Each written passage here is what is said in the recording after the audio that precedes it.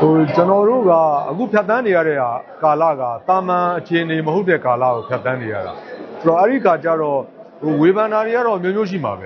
သို့တော့ကျွန်တော်တို့ဖြတ်တန်းမှုရပြောရရင်တော့မြန်မာနိုင်ငံမှာတစ်ခုတည်းသောနဲ့ပထမဆုံးသောတနိုင်ငံလုံးအတိုင်းအတာနဲ့ပြစ်ခတ်ရစဲမှုစာချုပ်ဆိုတာဒီတစ်ခုပဲရှိတယ်အဲ့တော့ချုပ်ဆိုခြင်းတုန်းကလည်းအချိန်ချင်းညှိနှိုင်းဆွေးနွေးပြီးတော့မှဒါကျွန်တော်တို့ပြည်တွင်းသက်တွေဒါကျွန်တော်ကိုယ်တိုင်လည်းအသိသက်တွေဖြစ်နေလက်မှတ်ထိုးခဲ့တယ်နိုင်ငံတကာသက်တွေနဲ့ခိုင်ခိုင်မာမာချုပ်ဆိုခဲ့တဲ့စာချုပ်ဖြစ်တယ်နောက်တစ်ခုကတော့လွှတ်တော်မှာတင်သွင်းပြီးတော့အတည်ပြုထားတာဖြစ်တဲ့အတွက်ကြောင့်ဒီ NCA စာချုပ်ရဲ့တရားဝင်မှုခိုင်မာမှုကအင်မတန်မြင့်တယ်အဲ့တော့အခုချိန်ထိလည်း NCA စာချုပ်ကနှုတ်ထွက်လိုက်ပြီး NCA စာချုပ်ကိုဖျက်သိမ်းလိုက်ပြီးလို့တရားဝင်ပြောဆိုတာမျိုးလည်းမရှိဘူးဆိုတော့ပဋိပက္ခမြင့်တဲ့အချိန်မှာကတော့စိတ်ခံစားချက်တွေနဲ့ပြောဆိုနေကြတာတွေရှိပေမဲ့ဒီလိုစာချုပ်မျိုးတစ်ခုဖြစ်လာဖို့တစ်ကပြန်စဆိုရင်ဘလောက်ခက်ခဲမယ်ဆိုတာတကယ်ကြိုးပမ်းခဲ့ကြတဲ့သူတွေအားလုံးသိပါတယ်ပြည်သူအတွက်ကြတော့ NCA ရဲ့အကျိုးခံစားခွင့်သိမခံစားပြီးလို့ဖြစ်နေဒီပေါ်အတွက်အားလုံးလည်းမရှိအဲ့တော့အခုလောလောဆယ်ကတော့သူကဒီ NCA စာချုပ်ချုပ်ဆိုတဲ့အချိန်မှာတစ်ဖက်ကအစိုးရတက်မတော်လွတ်တော်တစ်ဖက်ကတိုင်းသားလက်နက်ကိုင်အဖွဲ့စီးများစုပြီးတော့ချုပ်ဆိုခဲ့တာဆိုတော့အခုကတော့ပြောရင်တော့အင်္ဂါမစုံသေးဘူးဖြစ်နေတယ်အဲ့တော့တကယ်လို့ရွေးကောက်ပွဲဖြစ်ပေါ်သွားပြီဆိုရင်တော့လွတ်တော်ပေါ်လာမယ်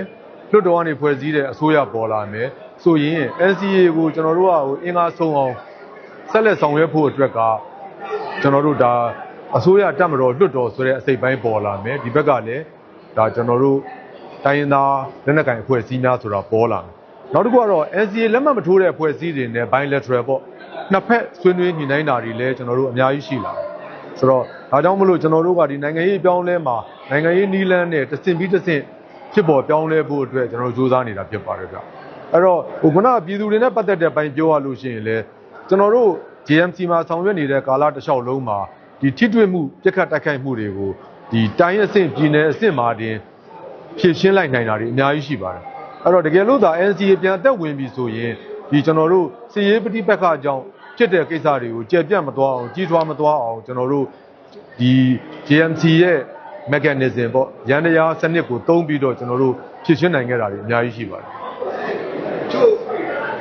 ဘာသာကုန်နဲ့ပြောရရင်မစားရတယ်ပဲတဲနဲ့ပဲတယ်ဆိုတဲ့ပုံစံမျိုးတွေလည်းကျူတွေ့ရဒီပေါ်ရောဘယ်လိုဖြစ်တဲ့နေထင်လဲနိုင်ငံရေးကွဲလွဲမှုတွေကျွန်တော်တို့နိုင်ငံရေးဒီပဋိပက္ခသိမ့်မြင့်တဲ့အချိန်မှာအရက်ထဲမှာရန်ဖြစ်တယ်လို့ပေါ့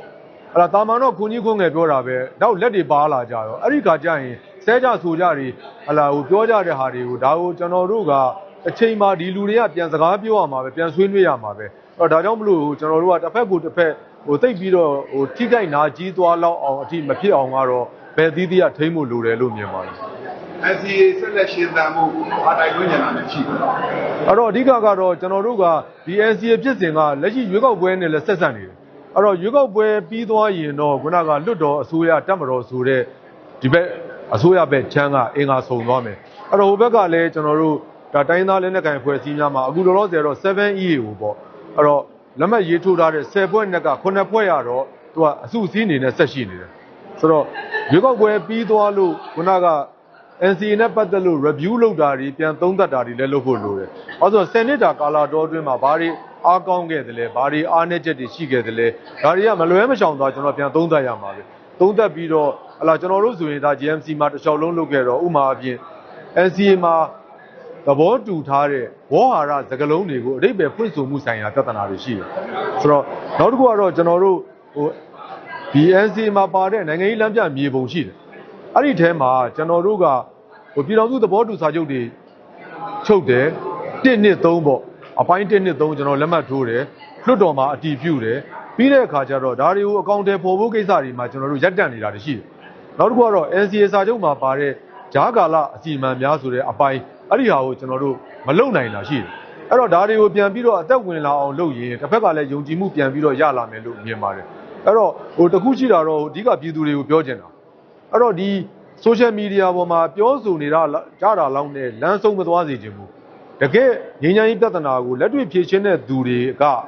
ဘလောက်ခဲရခဲစစ်ဖြတ်တန်းခဲ့ရတယ်ဆိုတာအားလုံးသိကြပါတယ်ဒါကြောင့်မလို့ကျွန်တော်တို့ကရှိနေတဲ့အခြေအနေတွေကိုအကုန်ဖြတ်စည်းပြီးတော့အကုန်ဖြတ်ပြီးမှအစ်စ်ပြန်လုပ်မယ်ဆိုတာပြောတော့တာလွယ်တာ အဲ့တော့တကယ်မှာပြောရင်တိုင်းပြည်သိမ့်နာတယ်ပြည်သူတွေလည်းတေးကြေပျက်စီးတာတွေအရန်ဆုံးရှုံးမှုတွေဖြစ်နေတဲ့အချိန်မှာ